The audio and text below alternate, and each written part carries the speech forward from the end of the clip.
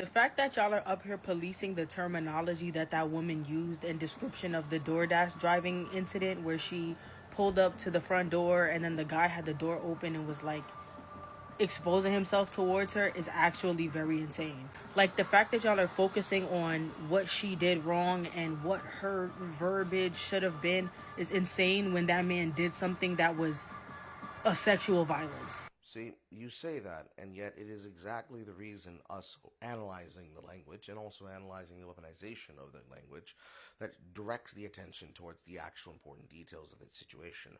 Which is, 1, she lied, 2, she withheld information, 3, she inherently tried to set herself up as a permanent victim of not only a man, but men in society, and also an uncaring, unfeeling fucking company in corporation that she then wanted to be able to sue by using for the malicious, selective editing of information, and 5, the withholding of that information and context and details that expose the fact that she was lying. But okay, go on. We're gonna get this done by the end of the business day. Go ahead. I don't care what y'all try to say. Indecent exposure, even though it might not be SA particularly, that is still a form of a sexual offense. It is still sexual violence and it can still be prosecuted. But that is true. Indecent exposure, especially inside the state of New York, is considered sexual assault. But here's a critical detail. Okay, lock in, lock in, lock in. She wouldn't be sexually assaulted if she didn't then illegally enter his home, then surveil him by recording him with his pants down while he's drunk, and then disseminate that information onto the internet while leaving out the context that she's the one that opened the door. That's why she's getting 2 charges. this is what y'all always do when women come out and speak about the things that happen to them. Y'all find a way to shift blame from the perpetrator onto the victim, because what are y'all talking about? She shouldn't have looked inside. Why did she walk in? What are you talking about? She walked to the front door and the door was wide open and he's laying on the couch exposing himself towards her. That is not normal behavior. See, what we're not going to do is we're not going to let people try to distract from a conversation that is actually important.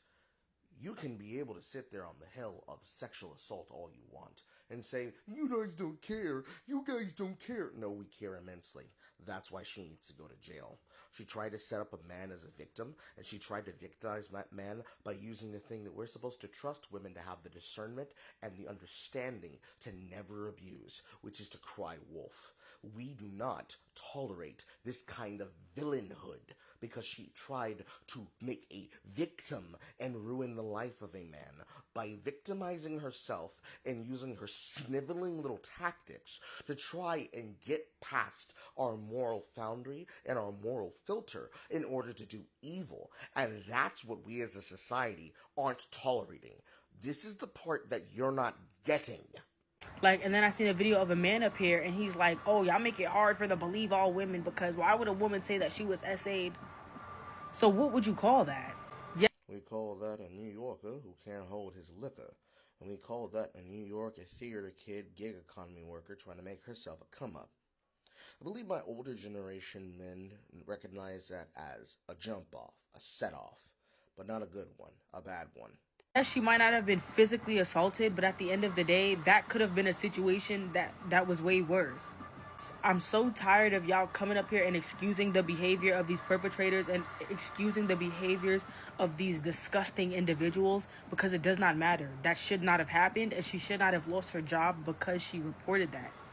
Fuck your peace and fuck your rights when you decided to have your door wide open and you're butt ass naked trying to expose yourself to me, making me uncomfortable, and you knew that it was a female driver that was pulling up. I'm not having it. I'm not hearing nothing that y'all are talking about. Y'all really be losing it sometimes. Like, I really don't understand. Well, see, it's a great thing that women and men like you are not the ones that get to have the final judgment, because you lack the discernment to realize when you're being played. First off and foremost, you are the exact target audience she was attempting to get to do her dirty work on the internet for her and let the internet do its job. you actively want to ignore your common sense that tells you that everything about the situation was manipulative in and of itself, that she went out of her way to lie, that she went out of her way to hide information, that she went out of her way to obfuscate, that she went out of her way to maliciously set up details and scenarios of the situation that would then allow people to be robbed of the context, that would then give them the ability to recognize that she opened his door, that she created the scenario, that she recorded him under sexual duress, that she assaulted him by recording his body in this state of undress, that she then posted it onto the internet.com, that she attempted to make money out of the situation, that she attempted to use social context, otherwise known as the court of public opinion, to go over your moral quandary and your moral failings, and then attempted to use that campaign in her behalf as the beginnings of what would have been her attempt to go to court, to sue DoorDash and say, look, they're suppressing victims of sexual assault. They're trying to silence me. They're trying to silence me.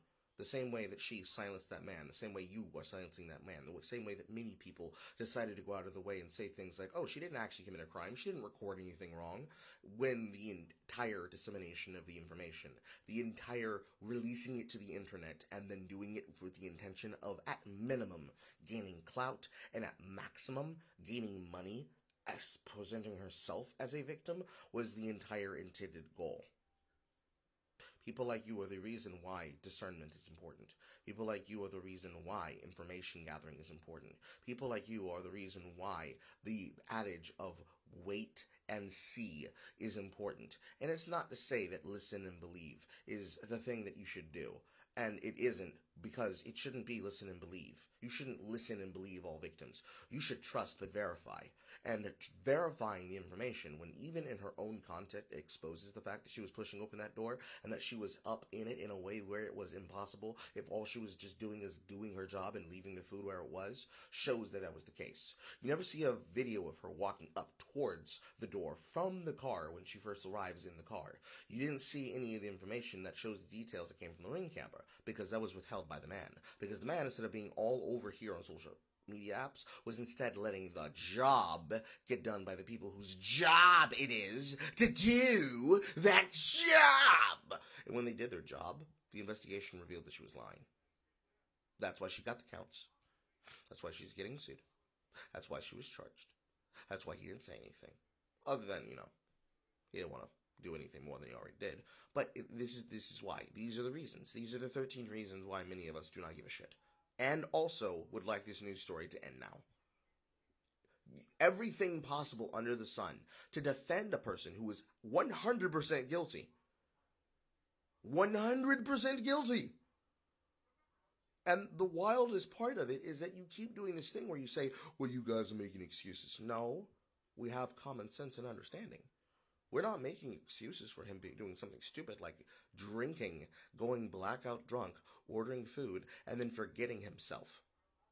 Even if he sets things up in a Pavlovian Rube Goldberg way to be like, all right, and then this way, she'll never need to potentially see my nuts, because clearly I remembered to pull my pants up. Even then, we're not excusing him. That was dumb for him to do. Not just for the convenience of getting food after having been heavily drinking, but specifically to put himself in that position where he was unsafe and could have lost his life. If she was a serial assaulter, he could have been assaulted. If she was a serial murderer, he would have been dead. And then it would have been a story of, well, you see, some people had something, you just deserve that Dorman Award. That goes directly out of people's heads. Because the story is instead not that, it is instead this. You need to be able to lock the fuck in here. Pay attention here. Recognize things here. Understand things here.